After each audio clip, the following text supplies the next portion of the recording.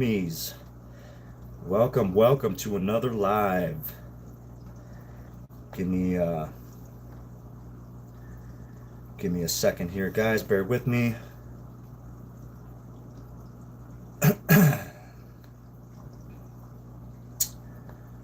Let's see here. All right. Welcome, guys. Welcome. I'll give it about a minute or so. Let more people come on in.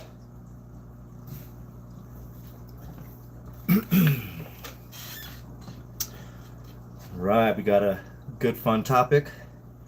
We're going to go over the origins of an autoflower. So that's going to be it's going to be a good topic today. And if I ever go silent, I'm either having some coffee, water, or I'm taking a toke. So I'll try to let you guys know beforehand, but in case I forget and I go silent, just to let you guys know. Yeah, burrs. All right. Give it another minute or so here. See if anybody else comes in, and then if not, I'll start the topic right away. And again, yep, we're going to go over the origins of an autoflower. All right. So give you guys a moment. Go ahead and pack them up if you got them. Roll them up if you got them. Heck yeah. Give me a second, guys. I'm going to take a little toke here.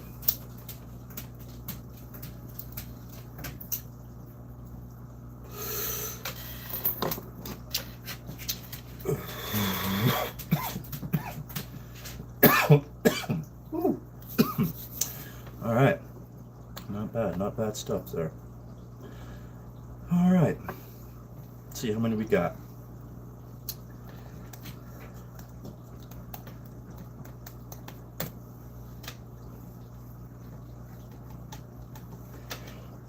All right. All right, guys, so tonight we're going to explore one of the most fascinating stories in cannabis history is the origins of the autoflower. Now, most growers today know what an autoflower is. We know that they flower automatically. We know they're fast. We know they don't require a change in the light schedule. They don't require that 12-12 like photo periods. Yep, some growers, we already know that. Most growers, yep, they sure do. But do most growers know where they actually came from? Who discovered them? You know, why did they evolve the way that they're evolving now today? And how did breeders turn a small wild cannabis plant from Siberia into the most powerful autoflowers that we grow today? And a lot of flowers do get hated on today, and I don't see why. They're pretty strong. They're getting pretty potent. I mean, the yields are getting up there. I mean, yeah, okay, you can't take clones. I know that's a big argument, between photo periods and autoflowers. I mean, I'm not trying to get into an argument about photo periods or what is better. Definitely not trying to do that. But I'm just trying to, say that autoflowers do get a bad rap when they really shouldn't. They're really awesome plants. They're really awesome plants once you get to really know them. Yeah, so guys, by the end of the night, guys, you'll understand the complete history of autoflowers from wild roadside plants in Russia to modern genetics filling grow tents around the world. Heck yeah. All right, guys. So, my live stream audience here, guys, how many of you grow autoflowers today? Right now, let me know in chat. Let me know if you guys ever grown an autoflower, if you're growing one now.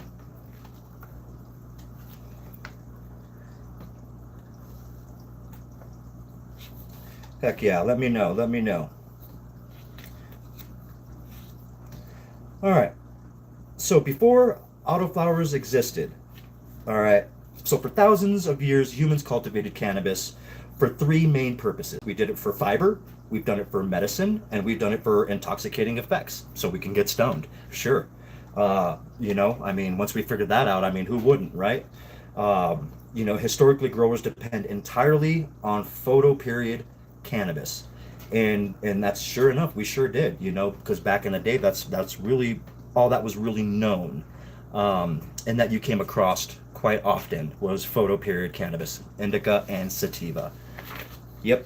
And yeah, and you know, you got, you know, your photo periods, you know, they flower based on seasonal changes. You know, they got to have that light change, and as summer ends and the daylight decreases, the plant begins reproductive growth, which starts to flower, starts budding, you know, stuff like that. You know, this works perfectly in many parts of the world, of course. In tropical regions near the equator, cannabis developed into tall sativa plants. In mountainous regions such as Afghanistan, cannabis developed into shorter indica plants, more bushier, stockier. You know, and for centuries, breeders believed these were essentially the only useful forms of cannabis. Just those two were the indica and the sativa. They thought, you know, hey, these are the only useful things that we can, you know, we can use. You know, nobody paid much attention to the strange little cannabis plant growing in the northern climates. And that plant eventually would change cannabis forever. And you know, and it's making a big impact on the cannabis community and the cannabis world. Um, yeah, definitely. So, guys, before tonight, have you ever heard of the word ruderalis? Let me know. Let me know in chat. If you guys ever heard the word ruderalis, if you guys know what that means, if you ever heard it before. All right, I'm gonna take a drink of coffee here, guys. Give me a second.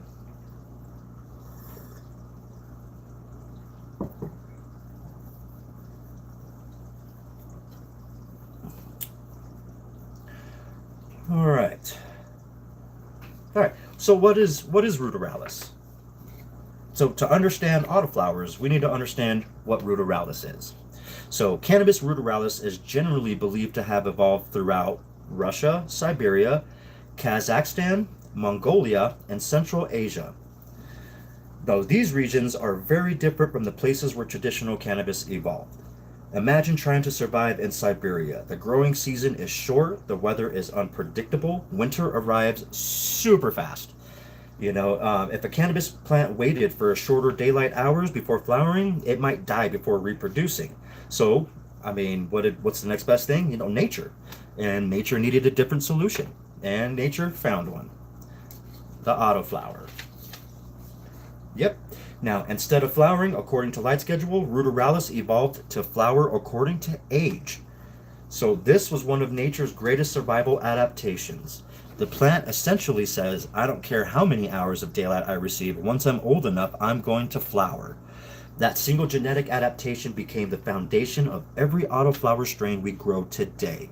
Now, Ruderalis plants were usually small, hardy, fast-growing, resistant to harsh environments, but low in THC. Very low. In fact, yeah, you know, most people would call it ditchweed and whatnot. And you would be correct. I mean, in the sense of, would it get you high? Probably not. You know, but most people were not impressed by the modern standards of the Ruderalis. But yet hidden inside this Ruderalis was a genetic treasure, and that is the automatic flowering. That became, but not only that too, guys. You also have genetics, certain genetics and traits that you can bring along with you. Now, yes, you can bring along the bad ones, but you can weed that out. So as long as you breed correctly and breed genetically strong plants, you can you can get rid of some of those bad genetics, or make it recessive so it doesn't come out. But it could still be very well part of the plant. So, yeah.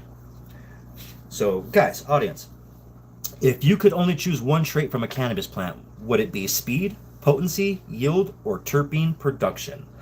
I mean, if I had to answer that, that would be, I would say, if I can only choose one trait for that cannabis plant, no, I wouldn't want the speed, not the potency, not the, you know what, it'd have to be the terpene. Definitely the terpenes, I mean, because if I can get the terpenes on point, that means the potency would be there. It'll be there if I can get the terpenes on point, and then that flavor, that, I mean, who wants to smoke, crap weed? Nobody wants to smoke weed that doesn't taste good. Everyone's looking for that next best flavor. So, Definitely that's what I would do. Let me know in chat, guys, what you would do. All right. All right, guys. Next, we're going to talk about the meaning of the name Ruderalis. So, many growers don't know where the name comes from. So, the word Ruderalis comes from the Latin word ruderal. A ruderal plant is one that thrives in disturbed environments. Examples included, like in roadsides, railroad tracks, empty lots, construction areas, ditches, places that would be considered harsh environments. Give me a second. I'm gonna have a drink of coffee. But take a second and just realize, that these plants are survivors. They survive. They can grow along roadsides, railroad tracks, empty lots, construction areas, and ditches. They can, no problem. They can do that easily. They freaking lived in Siberia. I mean, that's some pretty harsh climate out there. Yeah, they're definitely survivors. They don't, another things that they don't, Ruderalis is great for is that, they don't require perfect soil. They don't require ideal weather. They simply adapt. Many scientists believe that, survival mentality contributed to Ruderalis evolving into its unique flowering mechanisms. It wasn't trying to become the biggest plant. It was trying to produce before conditions became deadly, which would make sense. If you were alive and you had to, just picture yourself as a Ruderalis, living in a harsh climate. You're going to want to hurry up to reproduce yourself, your offspring, so your offspring can continue to grow and you can continue to live your bloodline. Have your bloodline throughout generations. The same thing with the Ruderalis. That's what it's trying to do. It doesn't want to die before reproducing its flowers. It wants to flower, have its reproduction, have its seeds get pollinated, and continue to live on with its offsprings, which makes sense. I mean, just like nature, that's in nature. That's what we do. We reproduce and we make sure that we reproduce. Some people do it, some people don't. So you have your handful there. But yeah. So let me ask you guys something. Have you guys ever seen cannabis growing wild somewhere unexpected? Just anywhere, like crazy, where you would be like, whoa, was that a fucking pot plant growing right there? Like, let me know if you guys ever had anything like that. That would be pretty cool to hear a story like that, because I've never came across. No, I came across pot plants in the forest, that were wild. Actually, just one time, that happened in my life. Sorry, I made it sound like I just stumble upon so many. Nope, it just happened one time. And it was a pretty bushy one. It was definitely an indica. It was a shorter one, bushier, but it was out in the forest. There was nothing strange about where it was at. So yeah. And it wasn't an autoflower either. So there's that too. Yeah. Anyway, all right, guys, we're going to talk about the discovery of Ruderalis. So, a Russian botanist and plant scientist documented the unusual cannabis populations during the early 1900s. They noticed several differences: that the plants were shorter, the plants matured quickly. Most importantly, they flowered regardless of daylight schedule. At first, this discovery attracted little attention. Nobody gave it second thought. And why was that? Because breeders cared about, three things at that time, potency, resin production, and yield. Ruderalis didn't excel at any of those. So there was definitely no point into wanting to grow the Ruderalis, which in their sense, of course, I agree. Why would you wouldn't want to grow Ruderalis if you didn't have that potency, the resin production, or the yield? Many growers just simply dismissed it as, a ditchweed. That's exactly what they called it, ditchweed, Ruderalis. They called it ditchweed. But there was a few handful of people out there, visionary breeders that saw potential. They understood something important, that you can breed for potency, that you can breed for yield, and you can breed for flavor, for that terpenes. That if you want to get your terps up, you can breed for all that in a plant. Very simple. Well, it takes time.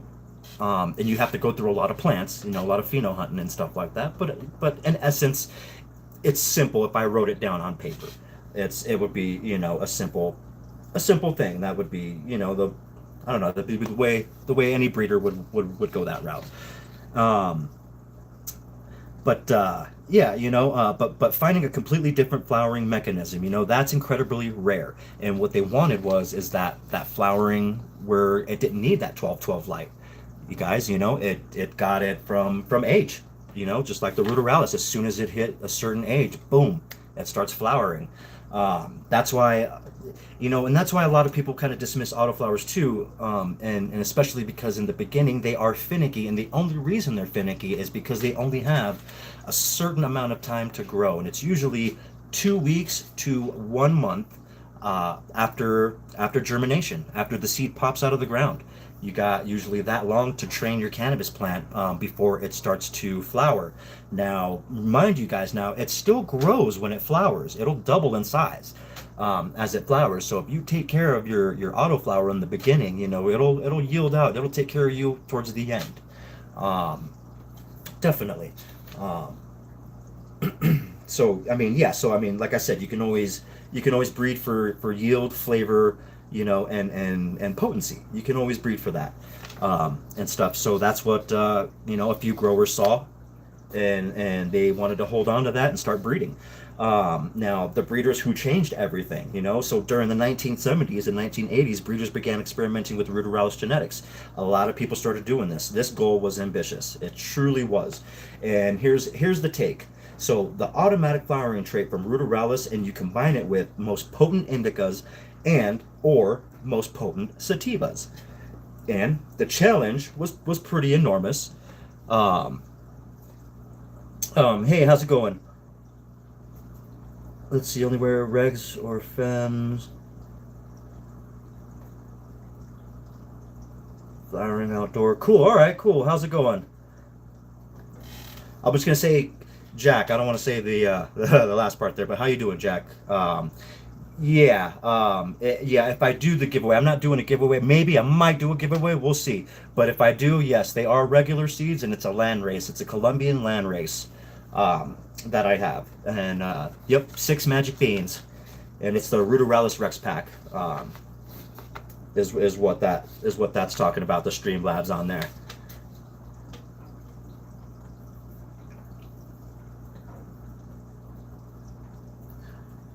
Okay, yeah. I know. I just didn't want someone to misinterpret it and sound like I'm calling you, something. A bad word. So that's why I just said Jack. I'll just call you Jack, if you don't mind. If you don't mind. Um, yeah, not the side. Awesome, man. Gotcha. All right, yeah, every time breeders crossed Ruderalis with traditional cannabis, they inherited both good and bad traits. Like I was talking about earlier, guys. Yep, you can get the bad traits too from there. You get the good, which is the automatic flowering. The bad traits are smaller yields. You'll get that because of it'll just start flowering at a really young age, maybe like at 2 weeks prior, after being germinated. Um, and then you also have lower THC and smaller plant size. That those are also bad traits that we don't want. So it takes years of selective breeding, generation after generation, and I could see that that's true. You would have to continuously do that if you want to make really good, potent, and stable. Definitely stable. So you want something that you always know that it can grow, how much it's going to grow, what you're going to yield, at least roughly around what you're going to yield to, what the terpenes are like, if it's a really high terp producer or resin producer, or or just good old fashioned smoke, you know. Yeah. Um, Breeders continually they select plants showing breeders like to select. Of course, if you're breeding, you're going to select a plant that's definitely better in potency, better yielder, a better flavor, that better terpenes and consistent autoflower traits. And what they mean by consistent autoflower traits is it's gonna flower like you already know. Oh, that'll grow exactly 30 days, maybe 31 days, and then start to flower. Like you're that. Yeah, Yeah. Oh yeah, don't mind Streamlabs, dude. Streamlabs be tripping, man. Don't mind Streamlabs. You're all good. You're all good, Jack. Um, yeah, yeah. So, what one of the most influential names associated with early autoflowers development, guys, was the joint doctor. I don't know if you guys ever heard of the joint doctor. I'm sure he's very popular. His work eventually helped produce Lowrider. Now, Lowrider became one of the first widely successful autoflower strains, guys. This strain proved the concept worked, that you can breed and get certain traits you know, out of other regular indica photoperiods and sativa photoperiods, crossing it with an autoflower. Um, so that concept worked. The cannabis world paid attention. They started paying attention now. You know, have you guys, any of you guys ever grown the lowrider? It's one of the original autos, and if you have, tell me. I'd like to know your experience. Your experience with it. How was it? I have not grown that one yet, and I'm going to. I definitely should. That's definitely the OG autoflower, the beginning. It's what set it off, and I think it's definitely should be in every grower's arsenal. At least if you're not growing it, have it in your library. Have your genetics, have that in the library or something in your seed collection and stuff like that, and just hold on to it. Um, yeah. So okay, guys, why did Lowrider change history? We're gonna talk about that now. So Lowrider, it was not perfect. Okay, this autoflower definitely was not perfect compared to modern the modern autos. It was tiny. The potency wasn't exceptional. The yields weren't huge. It wasn't, like, wow, oh my God, let me put my cigar down and, you know, um, cool, Jack, you just started growing autos? Right on, man. Yeah, I love growing autos, man. I've been growing autos for a while now. Been doing it with growing out of soil, but now um, I've been doing DWC. This is my first grow right here. So what you're looking at right now, let me introduce you, Jack. This is Moby Dick. This is Moby Dick Auto from Fast Buds. She is on day 21 flower. Obviously, she's flowering. Yep, but she's day 21, and yep, and that's Moby Dick Auto. She smells really lemony, super super lemony. So I'm really stoked. If you get a chance to grow, since you just started growing autos, definitely try to get your hands on a Moby Dick. You will not be, yeah, you'll be happy. You'll be happy if you get it. All right. Yeah. So all right. So back to lowrider. Low, but lowrider, like I said, it wasn't. It was kind of tiny. It wasn't. The potency wasn't exceptional. The yields weren't amazing. They weren't like wow. But Lowrider did accomplish something historic. It demonstrated that autoflower genetics could be commercially viable. That's that's a big thing. That's a big thing when it comes to breeders, and then growers suddenly realized that that all of a sudden there was no light schedule changes. Um, I had a cross from butterbean birdseed. Okay, okay, cool. How'd that come out, Jack?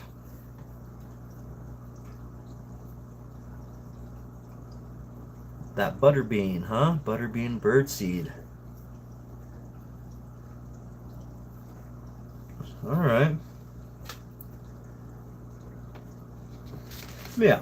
So growers growers realized that that this plant didn't have to have a light schedule. It had fast harvests, compact plants, and easy outdoor cultivation. So the autoflower revolution had begun. Now, let me ask you guys something. Let me ask you something here. What attracted you to autoflowers originally, Jack?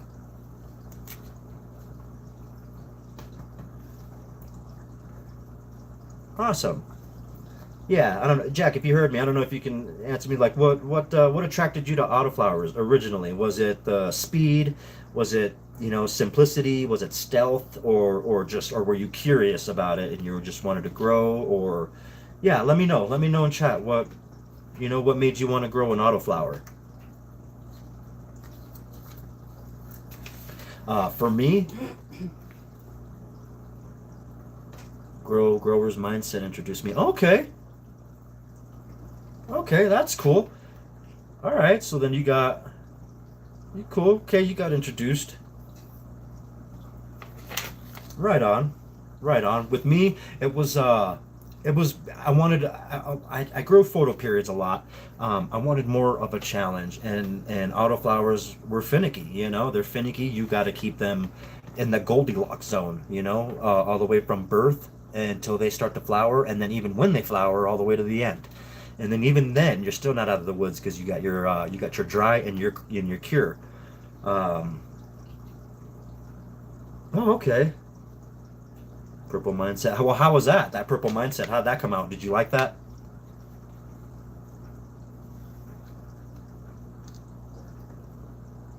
Yeah.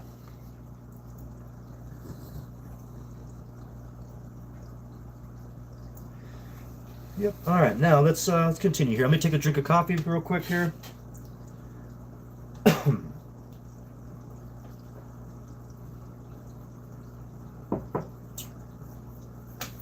Maybe take another little quick toke. Little toke-a-rooney here. What you puffing on right now, Jack? Let me know. Tell me in chat right now what you're puffing on. Right now, I got the apricot scone I'm smoking on right now, and it's delicious.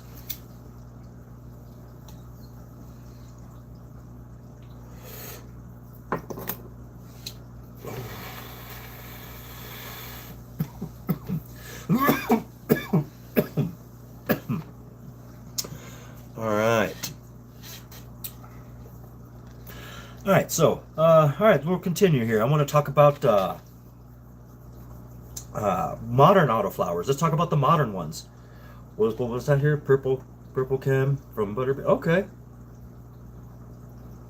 the purple chem. Oh yeah, from Butterbean. Yeah, you know I'm not familiar with Butterbean. I'll have to check that out. Oh no, you're good. You're good, Jack. Yeah, no worries, man. You can, yeah, you take your time, man. You can type however slow you want. It's all good. All right, so yeah, so today's autoflowers, you know, they would shock early breeders. You know, back in the day, breeders, if they got their hands on some of today's autoflowers, yep, their jaws would definitely be hitting the floor. Just the fact that modern autoflowers can produce massive colas, high cannabinoid content, exceptional terpene profiles, and commercial level yields. Canadian company. Oh, okay, cool.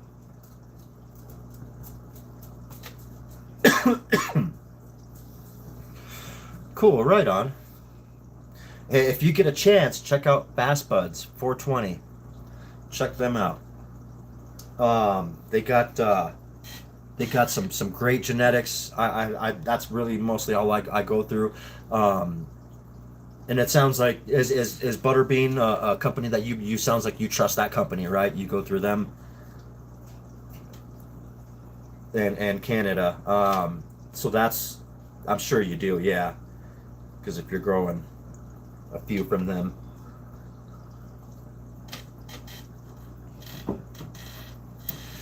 But yeah, if you get a chance, check out Fast Buds 420. They got some really killer stuff in there.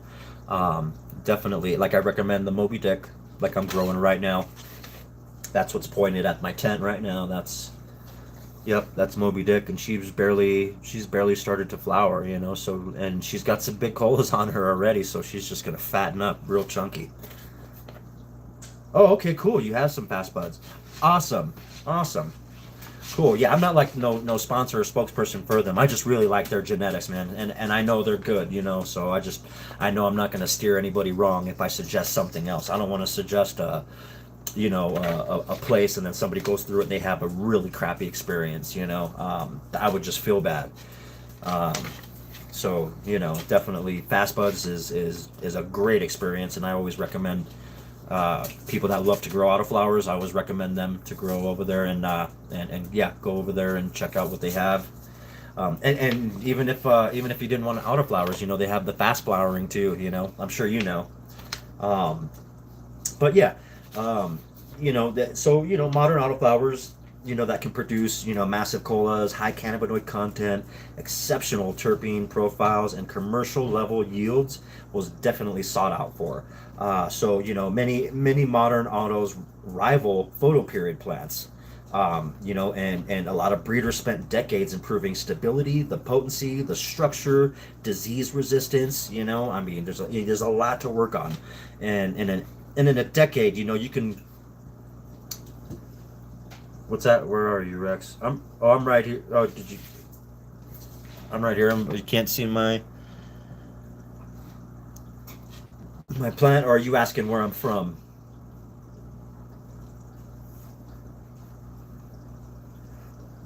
You're in Toronto. Oh, I'm in New Mexico.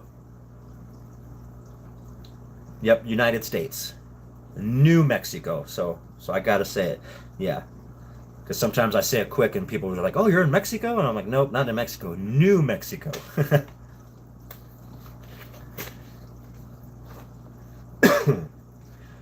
Yep, yep. That's where I'm at.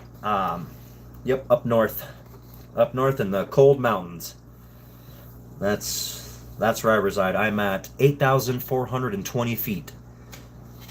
That's how high up from sea level I am.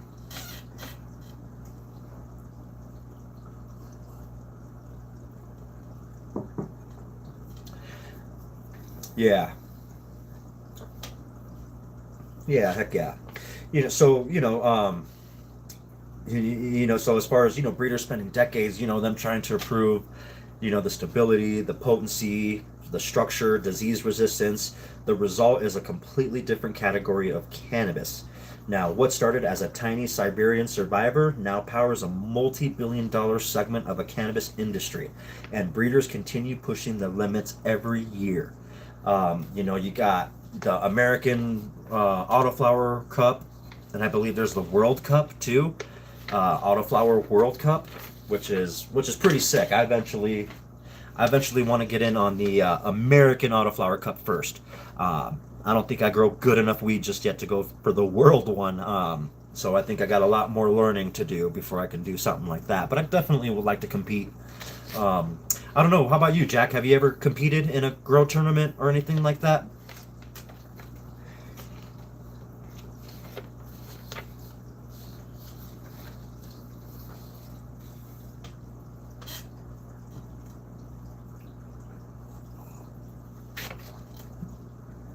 Sorry, I was taking a drink. Drink a coffee there. Sorry for the radio silence. All right. All right. So, we've got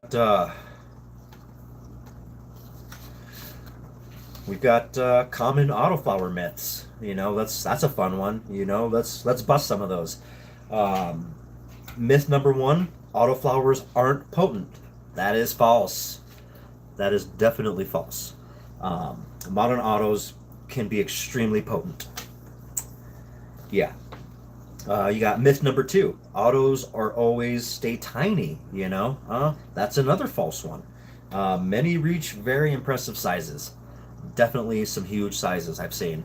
Some 4 or 5 footers. And it's like, whoa, that's where they look, where it definitely looks like a photo period. And you're like, nope, that's an auto. Yep. And then you got myth number three is that autos are only for beginners. Nah, that's false. Um, Many advanced growers prefer them, and definitely I'm not an advanced grower. Um, I, I have been growing for a while, um, and I consider myself a good grower, but not. I don't know about it, advanced or master. I don't know about all that. I don't like to put titles on myself or anything like that. I think that's a bit too. I don't know. Um, Makers not big on competitions. Rather, we all do good. Yeah. Right on. Right on. I've always wanted to join a competition. I've always wanted to see where my weed stands. Um, if I grow some pretty good dank, I think everybody would like to. I think everybody deep down inside likes to feel like they grow some pretty good dank. So I'd like to think the same for me, that I would grow some pretty good dank. I don't know. Um, maybe yeah, maybe soon I'll join the Autoflower Cup, the American Autoflower Cup, and see competing in that and see about, or maybe I'll keep it local. Just keep it local in my state. Do like one of my state competitions first. That sounds better. Start small and then work up. Yeah. All right. All right. Let's see what else we got. Yeah. You got the myth number 4 that photo periods are always better than autoflowers. That's false. Each of them have their strengths and their weaknesses. Now, the one fight I always hear about a photo period and an autoflower is, oh, well, you can't clone an autoflower. And I'm like, okay, true, you can't. And usually they'll argue that, well, once that generation is grown and done, that it's gone. You don't have that generation anymore. And I'm like, well, yeah, I mean, beg to differ. I can always what's that now? I could work with you. I could share my crosses with you if you're interested. You know what? That sounds great, Jack. But right now, um, I'm in no I have no space. There's the plant that you see right here. That's in my 2x2, and that's all I have right now. I'm going to be upgrading to a 2x4, so I can have a couple more. Excuse me. So I can have a couple more plants in there, or at least add another DWC 5-gallon bucket, because that's what I'm running right now in this one. Um, and then also I have another smaller cannabis plant growing at the bottom. Yeah, you can't see it right now. She's tiny. She's about, maybe, I don't know, on her second week. Anyway, though, yeah. So I don't have the room. I would definitely take you up on that, but I don't have the room. Once maybe I get that 2x4, then maybe I'll take you up on that. I do lives every Thursday, so you can always get a hold of me every Thursday at 7 o'clock Mountain Standard Time. Every Thursday, like clockwork, man. I'm on here. That's cool. How did that turn out? You cloned an auto. That's pretty sick. Um, so you just had this like one little nug growing, dude. That's cool. Right on. Or it could be a big nug too, I guess. In essence, I don't. Depends on. Yeah, right. Yeah, you're right. Correct. It's not practical, of course. But that's definitely an argument that I've seen photo period lovers, and I call them photo period lovers because that's exactly what they are. They you can tell them up and down, hey, try to grow an autoflower, and they'll just laugh in your face. And, I'm just like, always, yeah, I don't know. Yeah, I don't know. I try to get no, it turned into a full plant. Wow, interesting. Are you sure that was an autoflower then? And it turned into a full plant? Wow. It must have had some really good, that must have been some really good genetics you had then to take it from a clone, and it grew out pretty bushy on you. Pretty good. That's amazing. Yeah, that's amazing.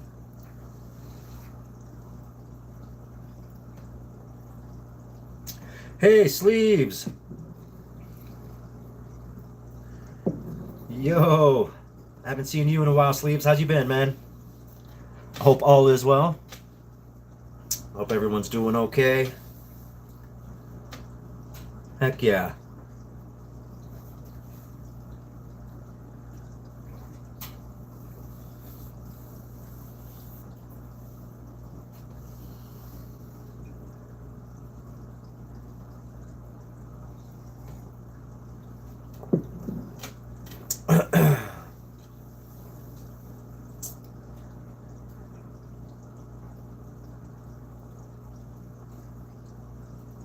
Thanks. Yeah, no, I had a rough, yeah, Sleeves. I had a rough going with this Moby Dick. I mean, she put up a good fight for me. She stayed strong, but for the most part, I had a CalMag deficiency, and then I had like some pH fluctuations, which in turn, it gave it some like nutrient. It like burned the tips. It gave it like nutrient burn. But I swear to God, my EC and my ppms are on point. She's actually a little bit underfed. And I did that on purpose because I didn't want to stress her out with the overfeeding her. But yeah, I mean, because if you look at it closely, you could see the some burnt leaves and stuff like that on there. you know, I did my best, you know, for the first time doing DWC. You know, I'm trying my hardest to keep her healthy and happy. You know, yeah, I got no buffer, you know, so there's no buffer for me. So if something happens, you know, it shows immediately, which is cool for me. You know, I'm learning more about deficiencies and stuff like that. But thanks, man. I mean, overall, sorry to keep yabbering on, but yeah, thanks for saying she looks good, man. Because I was thinking she looks a little bit beat up right now, but but she's hanging in there. She's hanging in there.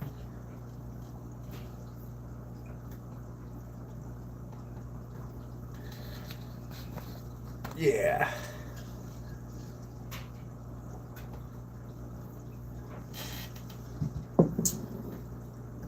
All right, I'm gonna take a quick toke here, real quick, guys. So we're gonna have radio silence for a second here.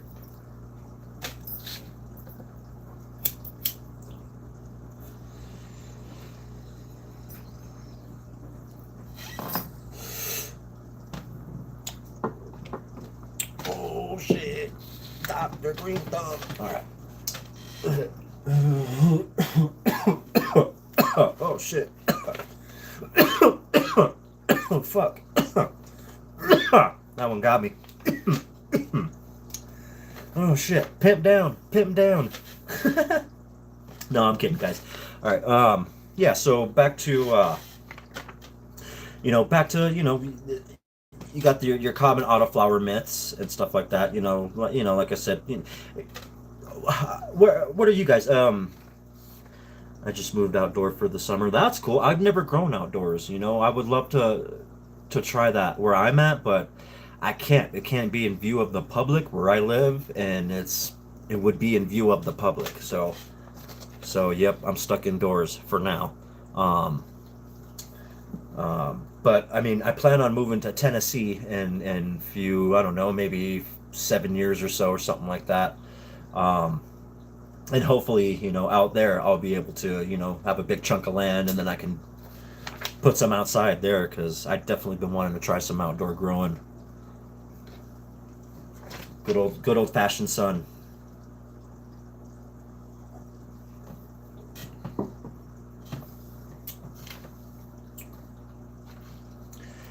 Yeah. The history, guys. So about autoflowers. Back to autoflowers. The history of autoflowers is just it's a real story about survival. I mean, that plant had to survive quite and definitely endure quite a bit. To get to where we're at now. Um, oh, that's cool. Yeah, I have a medical cannabis card too, but mine's not a license. Well, I mean, I can legally grow here. I can have only up to 12. 12. I can have up to 12 plants, and but not all in the same stage. I can have like six in veg and six in flower. Um, that can happen. I can have that. But that's all I can do. So yeah, which which sucks. But um, just because I feel like it's too little. But right now, I'm only even doing one though out of my two by two because I only have a two by two. So I usually just do one at a time. But now I'm going to be upgrading to a two by four. So I'll have a couple, and then I'll have some more content too, guys. So that'll be really cool. I can just, I can maybe start doing grow alongs and stuff like that. Select a handful of you guys, um, and like on the down low, and send you guys some, like all the same strain auto, and we can all grow the same strain, and document it, and and maybe have a little competition or something to see who grows the better one or something, and at the end have a prize winning some or something, I don't know, something like that, or no competition at all. I mean, we can just all just grow along and see, who has the prettiest one, um, and stuff. That would be pretty cool.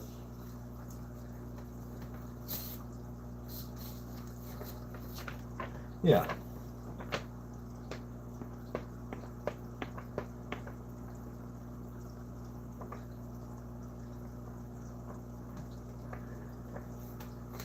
yeah. All right. Yep. Yeah, so yeah, a small wild cannabis plant that adapted to some of the harshest environments on Earth. Most people ignored it. A few breeders recognized its potential. Those breeders spent decades refining genetics. Today we're enjoying the benefits from all the autoflowers that are being grown and crossed and stabilized. Oh yeah, no sleeves. No, dude, I got to do another video on that. Thanks for reminding me. Um, No, I still have the STS spray in the fridge right now too. That's a negative, man. No, this one did not work as well. So I got to reach out to the manufacturer because I have all my videos, all my STS videos documented. I'm gonna make a little small compilation of it and then go send it to them and ask them if what I'm doing wrong, if I did anything wrong, or if it's their product, or if they can send me another bottle. Maybe they gave me some defective STS spray, but then that would be 2 times in a row. I don't know. So I feel like maybe I'm doing something wrong, but yeah, it didn't work. Yep, nope. It stressed her out real bad. She just shriveled up, became real crispy and brittle. You would just barely touch a leaf and it would fall. Like that brittle. And so yep, nope. That was a no go. That was a no go on the STS. So yeah, I definitely want to find out why though, because I want this to work. I want to find a way to make, well, I mean, I can go old school, and find a male Ruderalis and get its pollen and do it that way. I know for sure we can get things done that way, but I wanted to do it without having the male at all. I just wanted to do it, having the female sprayer, having a reverse, self pollinate, and taking the S1 seeds and going from there. That's originally my plan, but it's not. Yeah, no, it didn't work. Nope. Definitely not going to give up. So I'm going to find out a little more research on its sleeves. I'm going to find out what I did wrong, and go from there because I really feel like I did something wrong. I don't know. That would be just coincidental if two different companies had two defective products that I used. Like I would have to have really bad luck then if that was the case. So I feel like it was something I did. I don't know, but I do have the videos recorded on YouTube. So I'll probably reach out to that manufacturer and ask them, hey, if you guys can look over my videos and just see if I'm doing anything wrong or stuff like that. So, yep.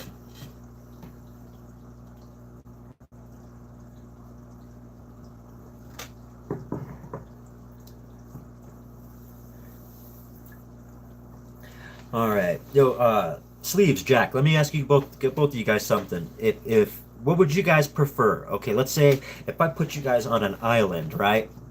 What would you guys prefer, a photo period or an autoflower? And this can be your best autoflower you've ever grown or your best photo period you ever grown. If I put you guys on an island right now and you can only have one, but you would have it continuously though. I would continuously drop, autoflowers. Could continuously drop the same. It would have to be the same strain though. You know what I mean? Like the one strain.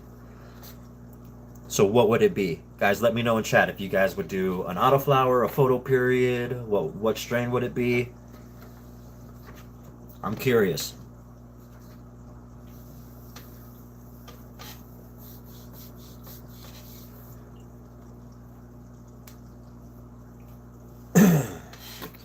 All right. Take another little toke here.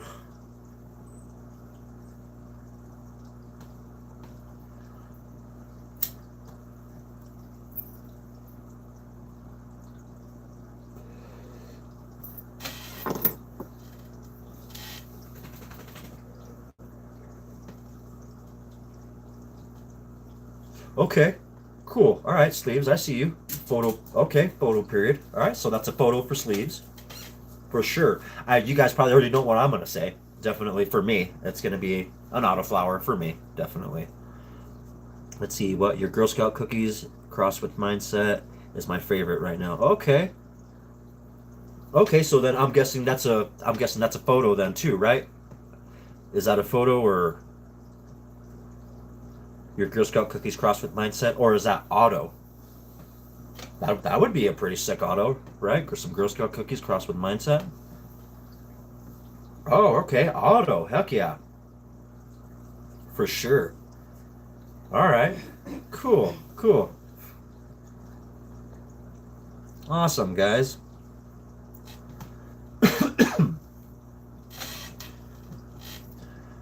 All right. All right. Well, do you guys have any questions? Any questions for me, or you guys want to ask me anything, or if there's hey, if there's ever a topic you guys want me to discuss, just let me know and chat, and next Thursday, we can I'll do some research and we can talk about it.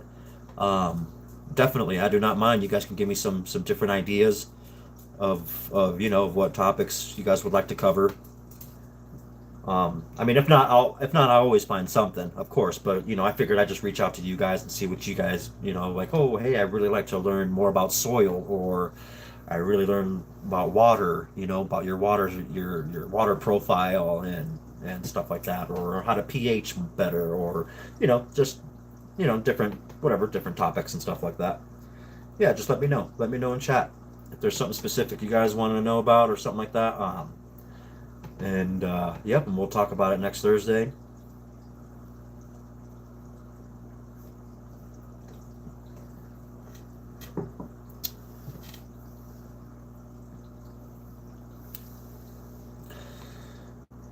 All right.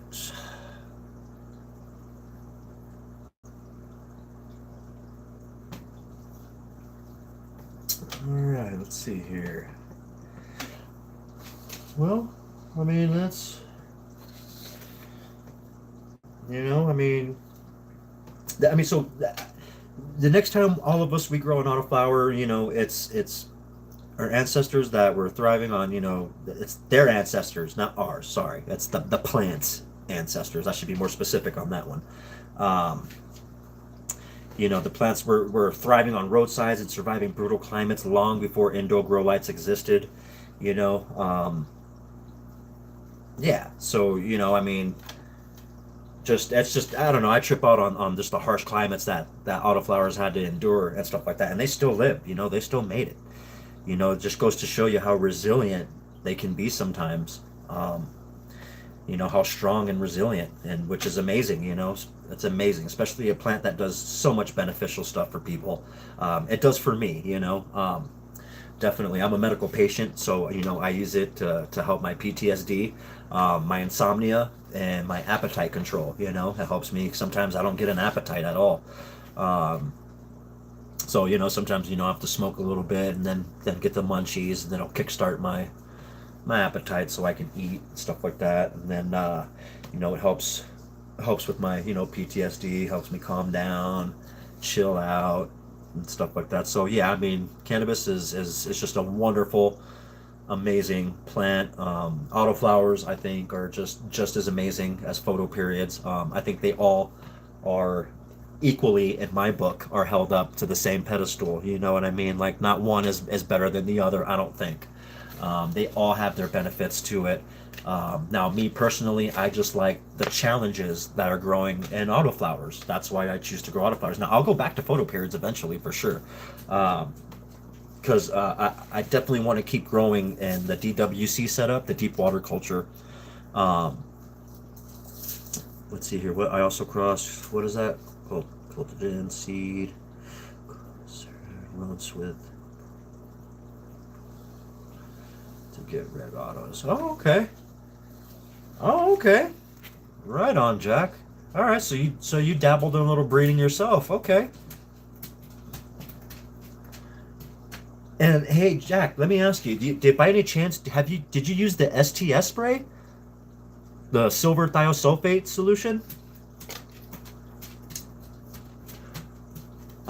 If you have used that STS spray, I have a few questions for you. If you've used it and successfully, had some seeds successfully, because I've done this twice now to two different plants, and I was unsuccessful on each time. So I feel like I was doing something wrong.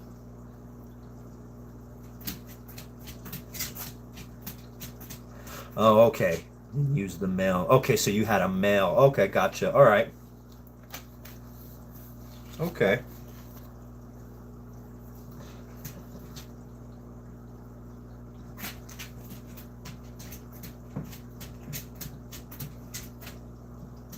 Yes, you are right, Sleeves. Yes, I know. Yeah, Mr. Toad does. I definitely is worth checking that out for sure. Um, and I also believe, doesn't Mr. Toad even have an STS spray? I believe they have an STS spray too as well. Um, if I'm correct, I think I've seen something like that. I've seen a toad venom, or something like that. I don't know if that's what it was called, or um, I could be wrong. But I feel like I've seen that somewhere though. So, oh, how many times did I spray the STS? Oh, like I don't know, like 6 or 7 times it got sprayed, and it was pre-mixed. Yes. Now the first company I went through, it wasn't. There was two separate. I had to add it together, I had to put it together on the first one. But then the second company that I went through just this last time was pre-mixed that I bought. And it is best to make my own. Yeah, Jack. And I have a setup to make colloidal silver. I can do that, but I don't know how to make silver thiosulfate, the solution. I'd have to look that up to see how to make that. But I can make colloidal silver though. I do have that little machine that makes it for you. Um,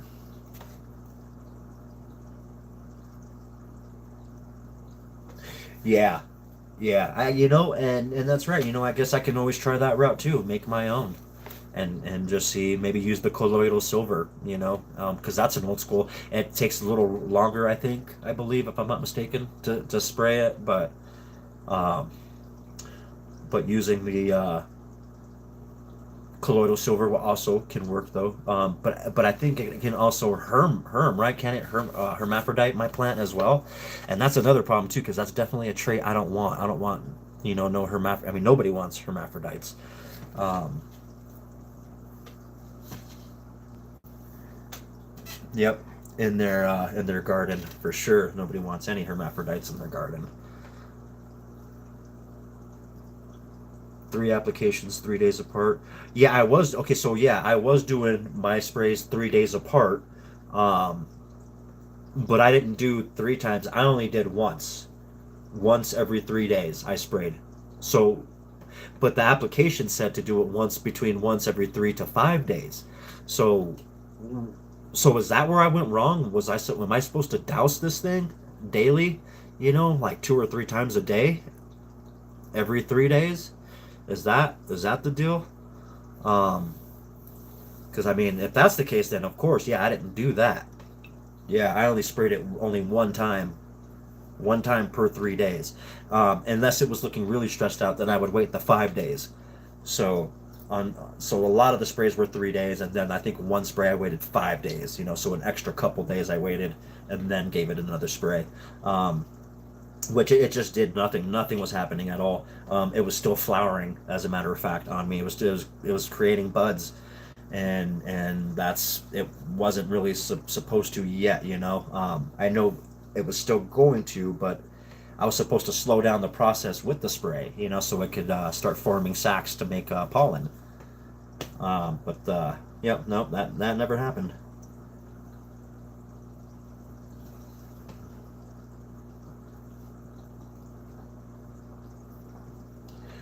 3 times max. Okay. Okay. Yeah. See, then I think that's where I was. Maybe that's where I was going wrong. I wasn't spraying it enough. I, you know.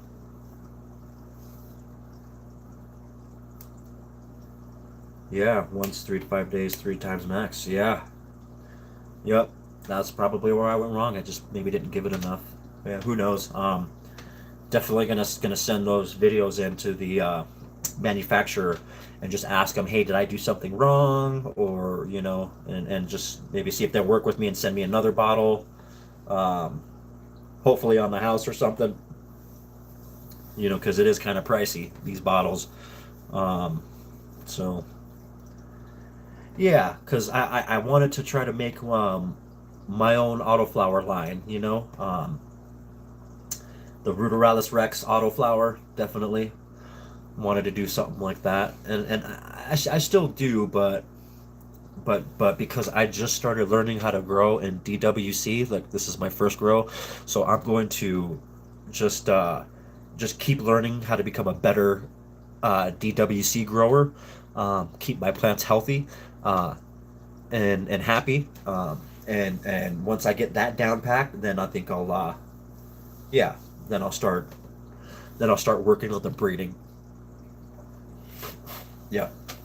Yep, I think that's how that's going to go down. Or maybe I do both at the same time, working. But that's a lot of work, though, too, trying to keep a plant healthy at the same time, learning a lot. There's a lot to learn about, deep water culture. Um, uh, no, no, actually, no, the plant's not herming. Just nothing's happening. Yeah, I'm not. It's still flowering, and I'm getting bud sites and all that. But nothing is happening other than that. There's no sacs forming of any kind. There's no herming. There's no nothing. I mean, at least if it hermed, I would get excited and be like, "Oh, something's working," like, or it's working, somewhat. But no, I got nothing, nothing.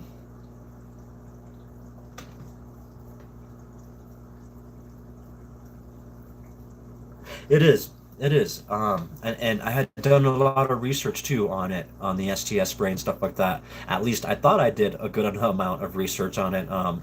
Turns out that's a big negative. Yeah, I got a lot to learn on the STS spray, and yeah, because I really feel like maybe I'm doing something wrong. I mean, like I said, it'd be really coincidental if two different companies sent me two defective bottles of STS. That would, I don't know. I mean, maybe that's possible.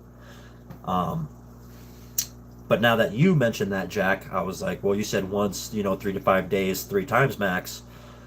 Well, maybe I just didn't do it enough. But it was stressing out my plant, so that's another thing too. So I don't know if I should have, like if I would have continued, would have it killed it? Who knows? I don't know. But definitely, yep, definitely not going to give up. I'm going to try again, and and if I can't do it with the STS spray, guys, and I'm just going to go old fashioned and get a male, and get a male pollen, get an autoflower, male ruderalis, and then get its pollen, and pollinate a female autoflower that I like, and go from there and start breeding, do a little breeding project.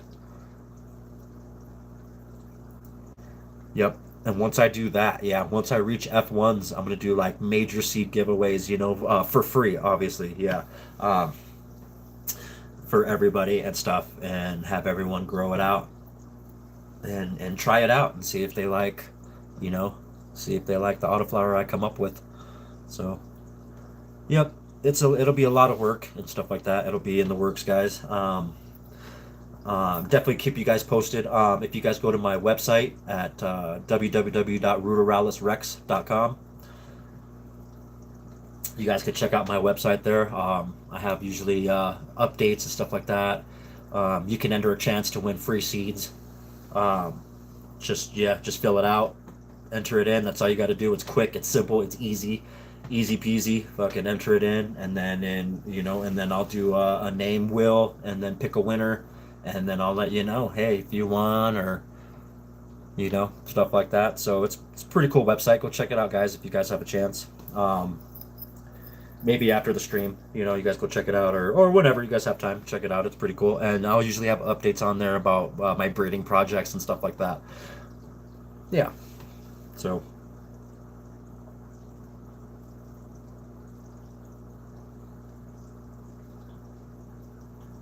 yeah, that is true.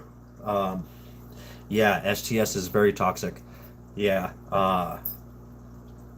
Yep. Very toxic. Yeah, I don't ever use the plant. I throw it away, like, because it didn't work. I didn't get any seeds from it or anything like that, so I just threw it away. Threw the whole plant, chopped it down, threw it away. Yep.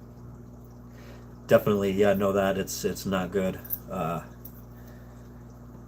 but yeah, but we're still trying to make my autoflower seeds, but I had no luck. So, but I'm not giving up, guys. I'm not gonna give up. I'm gonna keep going. I'm gonna figure out how the hell to do this shit. One way or another, I will figure it out. Definitely. I'm stubborn like that, so yep. Yep. All right. Well, I guess that this concludes this evening's topic, guys. If there's anything you guys like to talk about next week, let me know in chat right now.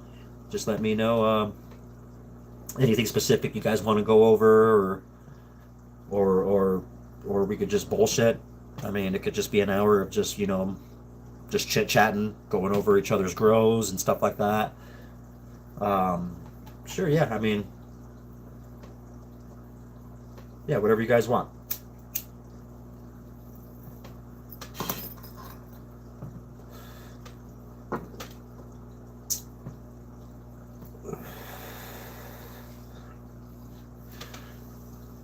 Yeah, yeah, thank you, Jack. Yeah, thanks for tuning in. I appreciate it. Next week, I think we'll do a giveaway next week. Um, yeah, for sure. We'll tune in next week and we'll have we'll do a giveaway, guys. I'll have you know, yeah. Cheers. Yeah, both of you guys take care. Take it easy. Yep, we'll do a giveaway for yeah, we'll do a giveaway next Thursday. We'll have some fun.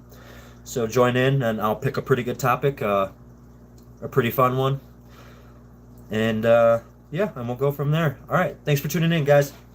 As always, much love, Grummies.